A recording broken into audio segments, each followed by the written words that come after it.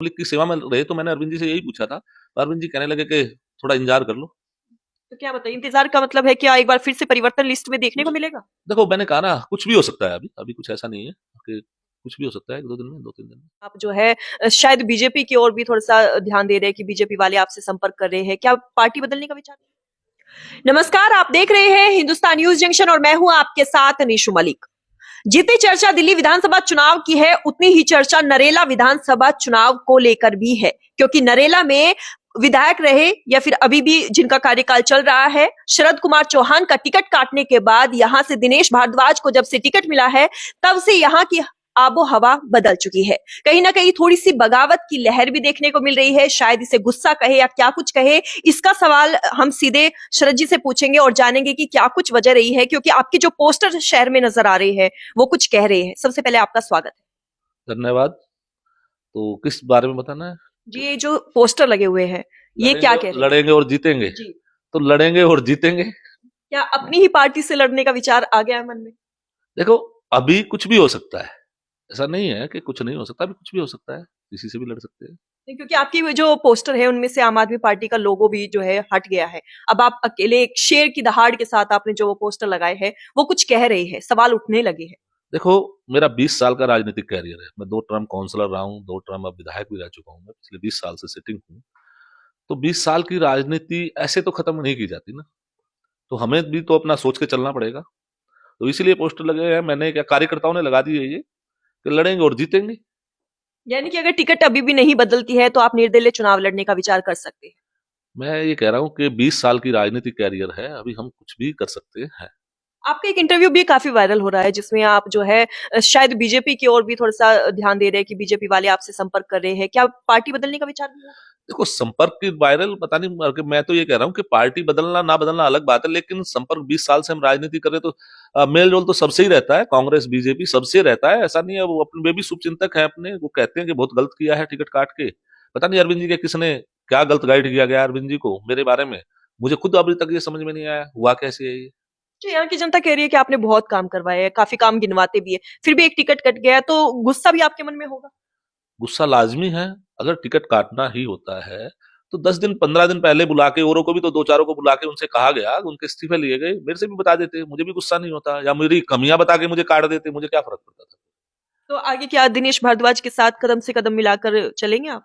मैं बिल्कुल भी इस इंसान के साथ नहीं चलूंगा। साफ कहना है, मैं इस इंसान के लिए ना कोई सपोर्ट करूंगा ना वोट मांगूंगा। अच्छा, आपका जो इंटरव्यू वायरल हुआ है उसमें ये भी कह रहे हैं आप जो है अब आम आदमी पार्टी को आप पार्टी कह के संबोधित ना करके झाड़ू वाली पार्टी आप कह रहे हैं। इतना क्या गुस्सा अपनी ही पार्टी से? अपनी पार्टी से गुस्सा नहीं है। हमने उनके साथ 10 साल बिताए हैं। हम हर टाइम पार्टी के सुख दुख में खड़े रहे हैं। प्रेशर भी आए हैं, बहुत कुछ हुआ है, लेकिन हम फिर भी पार्टी के साथ खड़े रहे। तो थोड़ा सा गुस्सा इसी बात पे आता है, क्या ऐसी क्या हमने गलतियां की, क्यों हमारा टिकट काटा गया। आपने काम जो यहाँ पे करवाए हैं उनके बारे में बातचीत करें तो क्या कुछ आपने अपने क्षेत्र में करवाया या फिर क्या अधूरा रह गया जिसकी वजह से पार्टी नाराज हो गई? देखो, काम इतने कराए हैं आज तक के इतिहास में। कभी किसी इंसान ने 80 85 बारात घर, पहले जिनको हम चौपाल बोलते हैं, मैंने नए बारात घर बनाए। 42 बन के कंप्लीट और 40 42 बनने लग रहे हैं। एसी की पहली फैसिलिटीज मैं लेके आया बारात घरों में। यहाँ पे अगर यहाँ पे सिंगू गांव में मैंने 20 करोड़ की लागत से स्टेडियम तैयार कराया। बख्तारपुर स्कूल में मैंने स्टेडियम। हम हर टाइम दौड़ते रहे। मेरा क्षेत्र बड़ा अटपटा क्षेत्र है, नरेला विधानसभा। ग्रामीण क्षेत्र भी है, इंडस्ट्री एरिया भी है, रिसेटलमेंट कॉलोनियां भी हैं और अनऑथराइज भी है। हर चीज यहाँ पे है। तो हर चीज का अलग अलग स्ट्रक्चर था। सबको सुधारने की कोशिश की, गांव को भी सुधारने की कोशिश की गई है। बहुत काम किया है। और अब हमारा अगला फोकस था कि हम सीवर पे चले हुए थे कि भाई गांव में सीवर होने चाहिए। तो कामों की तो मैंने कोई कमी छोड़ी नहीं है अपनी लाइफ में, क्योंकि 20 साल से काम ही करते आ रहे हैं। और बगैर, हम तो ये कहते हैं कि क्षेत्र में आप सारी चीजें भूल जाएं। किसी भी इंसान से ये पूछ के देख लें कि इस इंसान ने अपने राजनीतिक करियर में क्या रिश्वत का 1 रुपया लिया है क्या। मैं डंके की चोट पे कह सकता हूँ कि मैं 20 साल की राजनीति में, अगर कोई आदमी आके कहते मेरे से 1 रुपया इस इंसान ने रिश्वत के तौर पे लिया, मैं वैसी राजनीति छोड़ दूंगा।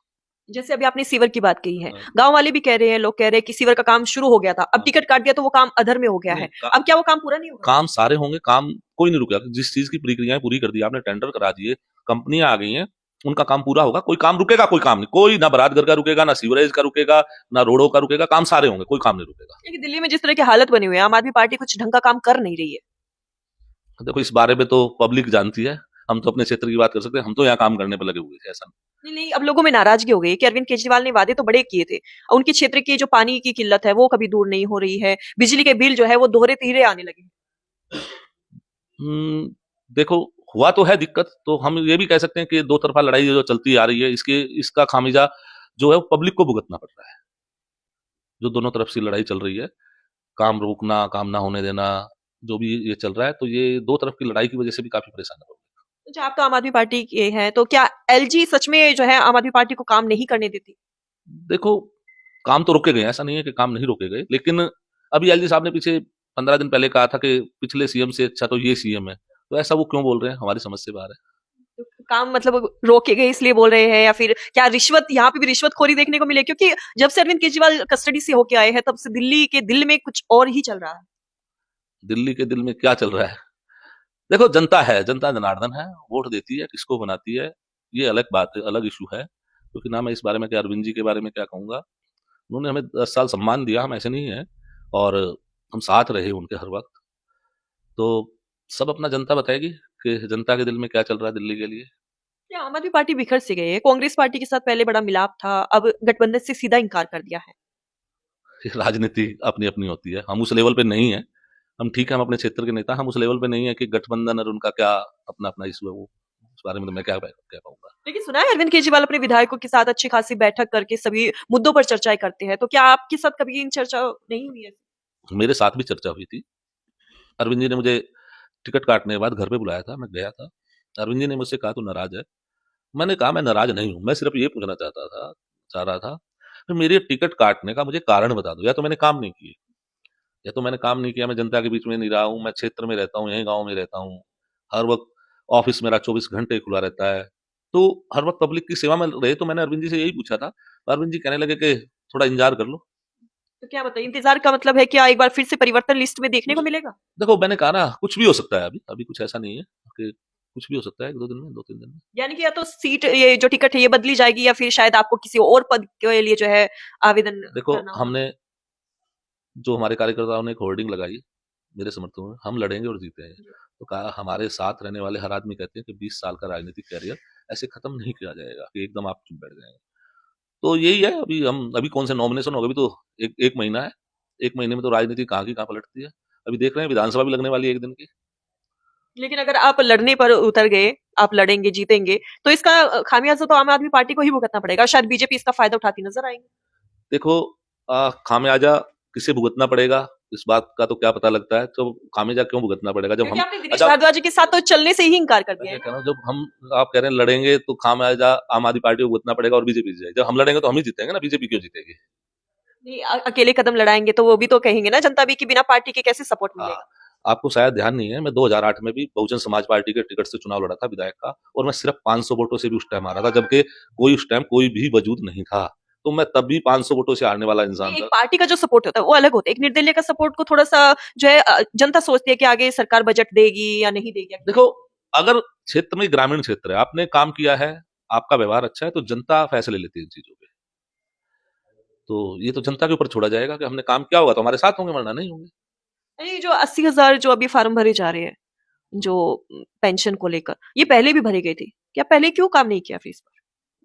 पहले तो नहीं भरे गए फार्म। जनता कह रही पहले भी फार्म भरवाए गए थे, पहले भी पेंशन को लेकर चर्चा चली नहीं, थी, नहीं, नहीं, फिर वो फार्म जो है एकदम अंधेरे में चले गए, अब दोबारा फिर नहीं, ये पहले जुमलेबाजी है। कोई एक साइड खुली थी, वो कोई फ्रॉड साइड थी, एमसीडी के नाम से खुली थी, उस पे पब्लिक ने भरे थे, ऐसा नहीं है। लेकिन वो कोई ऐसा नहीं था कि उसको कोई पब्लिकली इश्यू किया गया था, वो फ्रॉड साइड किसी ने बना के ना उस तरीके आ गया था। नाम तो दिल्ली सरकार का ही आया है। सरकार की तरफ से वो साइड नहीं खुली थी, वो एमसीडी के नाम से साइड खुली थी, हमने भी देखी थी। वो हमारे पास भी पब्लिक आती थी, हमारे बड़दोजी दुनिया बढ़ने लग रही है।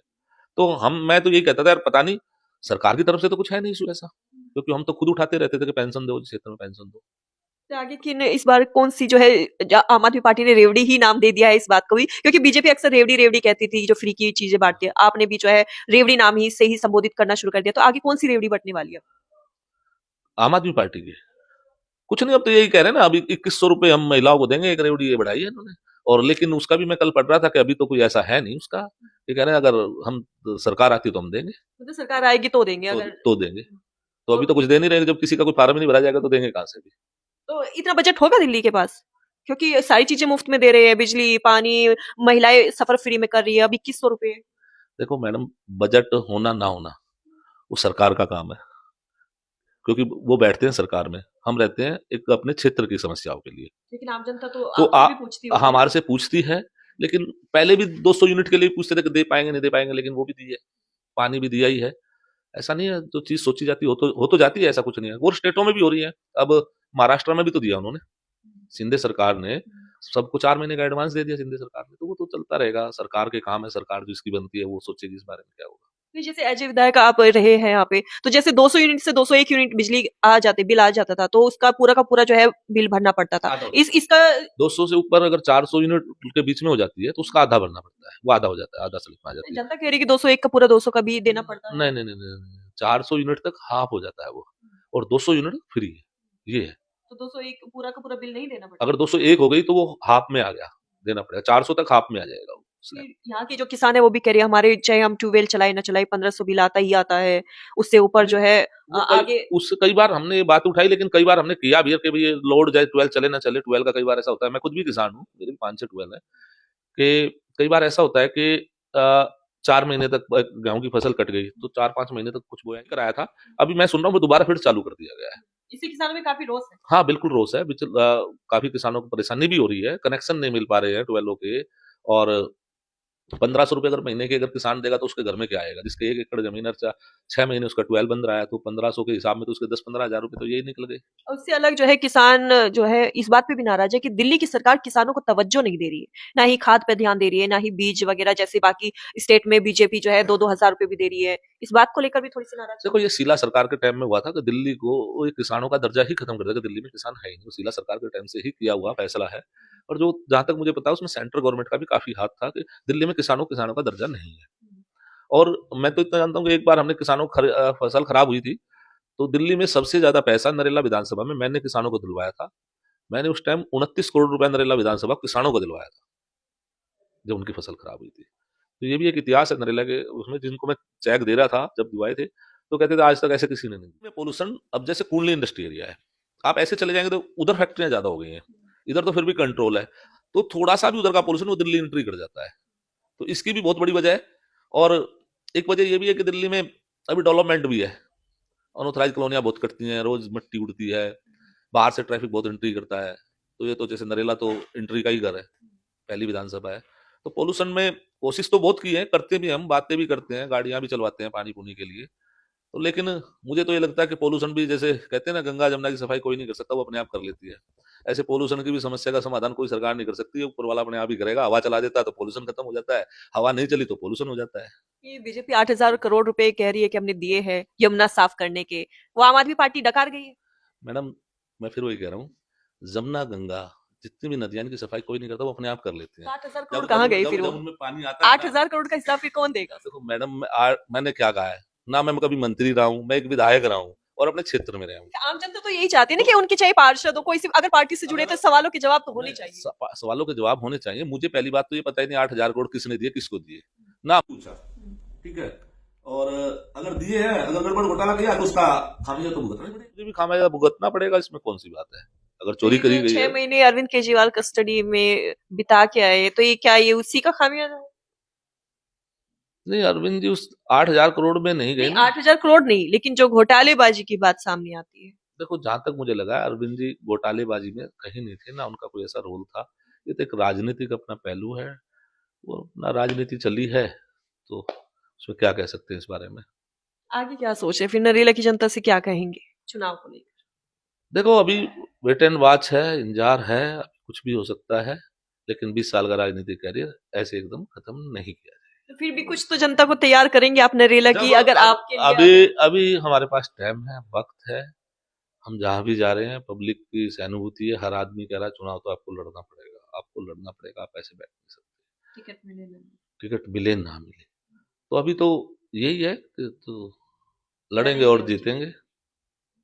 तो हमारे साथ है शरद जी। हमने बातचीत की है तमाम उन सवालों पर जो आजकल जनता के मन में उठ रहे हैं कि आखिरकार शरद जी ने जो पोस्टर लगाए हैं उनकी वजह क्या रही है और आगे अपने 20 साल की करियर के बाद क्या वो सच में राजनीति छोड़ने वाले थे।